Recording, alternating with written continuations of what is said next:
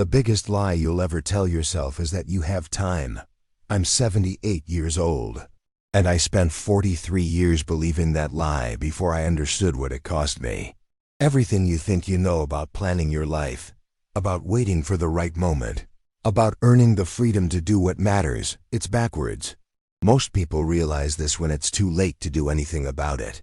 But if you're watching this now, you still have a chance. I'm going to tell you what I learned, and I'm going to tell you what changed. But before I do, I need you to understand something. This isn't about dropping everything and running away to some mountaintop. This is about the small, quiet moments you're losing right now while you wait for someday to arrive. I'm not here to lecture you. I don't have all the answers.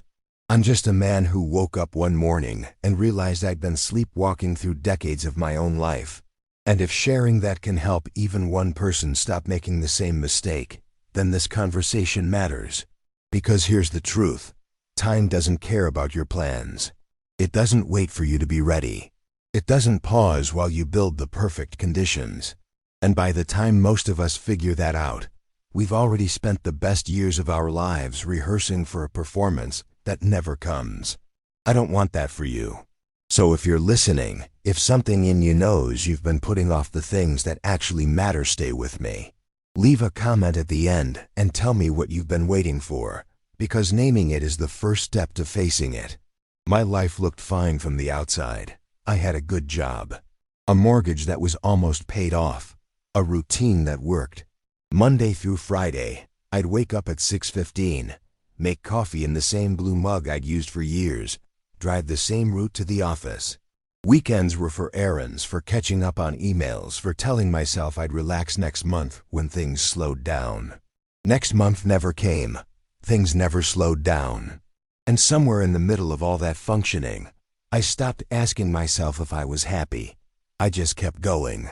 There was a life I wanted to live, trips I wanted to take, conversations I wanted to have, mornings I wanted to spend doing something other than preparing for another identical day. But I told myself I'd get to it later. After the promotion. After the kids were older. After I had more money saved. After. I wasn't living. I was going through the motions, waiting for permission that would never come. Then one Tuesday in March, I sat in a hospital waiting room at 2 in the afternoon. The walls were pale green. There was a vending machine humming in the corner. A woman across from me was crying quietly into her phone, and I was holding a form I'd filled out 20 minutes earlier, waiting for them to call my name for a routine scan that turned out not to be routine at all. I remember looking at my hands and thinking, this is it. This is the moment everyone talks about. The moment when everything you've been putting off suddenly becomes unbearable. I hadn't called my brother in 6 months. There were places I'd never seen. Books I'd never read. Conversations I'd never had because I was too busy being efficient, being responsible, being ready for a future that might not come. And sitting there in that green room with the humming machine, I realized I'd been treating my life like a rough draft, like I'd get a chance to go back and do it right later. I have time. That's what I told myself every single day for 43 years. I have time to travel after I retire. I have time to learn guitar once work calms down. I have time to reconnect with old friends when I'm less busy. I have time to write that letter, make that call, take that trip. But time isn't something you have. It's something you're spending right now, whether you mean to or not. Every day you wait for the right moment is a day you're choosing not to act. And the cruelest part is how reasonable it all sounds. Of course you should wait until you're financially stable. Of course you should finish your obligations first. Of course you should be practical. Except practical became a trap, and someday became never. When was the last time you did something just because you wanted to? Not because it made sense. Not because it fit into your 5-year plan. Just because something in you said yes, and you listened? Her name was Linda. She worked in my building for 12 years. We'd talk sometimes in the break room, mostly about nothing, weather, traffic, weekend plans. She always said she was going to visit her daughter in Colorado. Next summer, she'd say.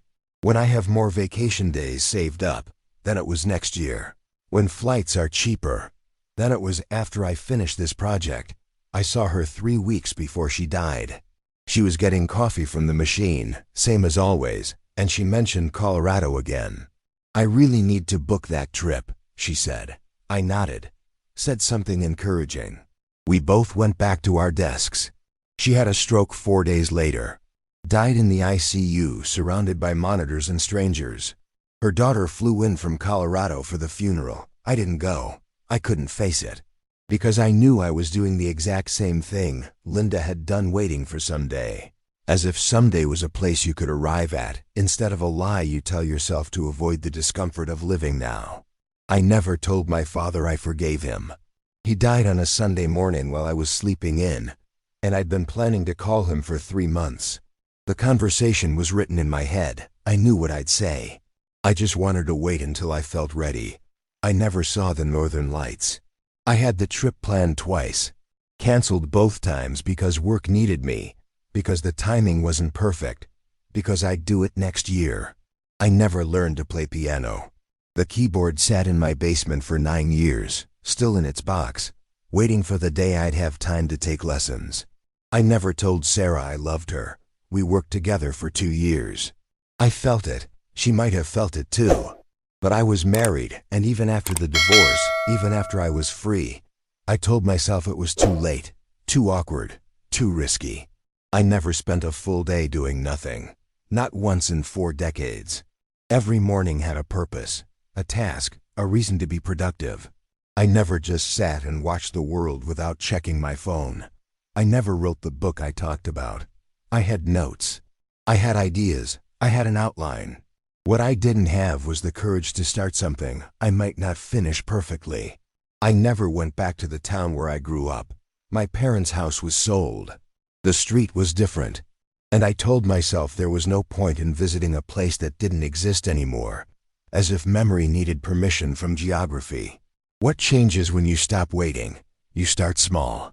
You don't quit your job and move to Bali. You don't blow up your life. You just stop pretending that today doesn't count. You call someone you've been meaning to call. You take the trip you've been researching for 2 years. You start the project you've been planning. You say the thing you've been holding back. You spend an hour doing something just because it makes you feel alive. Even if it's not productive, even if it doesn't lead anywhere. You let yourself be inefficient. You let yourself want things without justifying them. And yes, you still go to work. You still pay your bills. You still handle your responsibilities. But you stop using responsibility as an excuse to avoid living. Because here's what I learned too late. The people who love you don't need you to be perfect. They need you to be present. And presence doesn't wait for the right conditions. It starts now, in the middle of the mess, with things still unfinished and plans still uncertain. You make peace with the fact that you'll never feel fully ready. And you do it anyway. So here's what I'm asking you, not tomorrow. Not next week when you've thought about it more. Right now.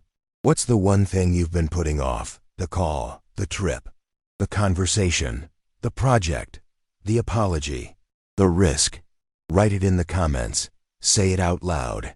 Because once you name it, you can't pretend it doesn't exist anymore. And maybe that's uncomfortable. Maybe it feels too vulnerable to admit what you've been avoiding. But that discomfort is proof you're still alive. It's proof there's still something in you that wants more than the life you've been rehearsing. I'm 78 years old. I don't have 40 more years to waste. But you might. And the question you need to answer isn't whether you'll do it perfectly. It's whether you'll do it at all. Because 90 seconds from now, you'll have a choice. Close this video and go back to waiting. Or take one small step toward the thing you've been putting off. What's it going to be?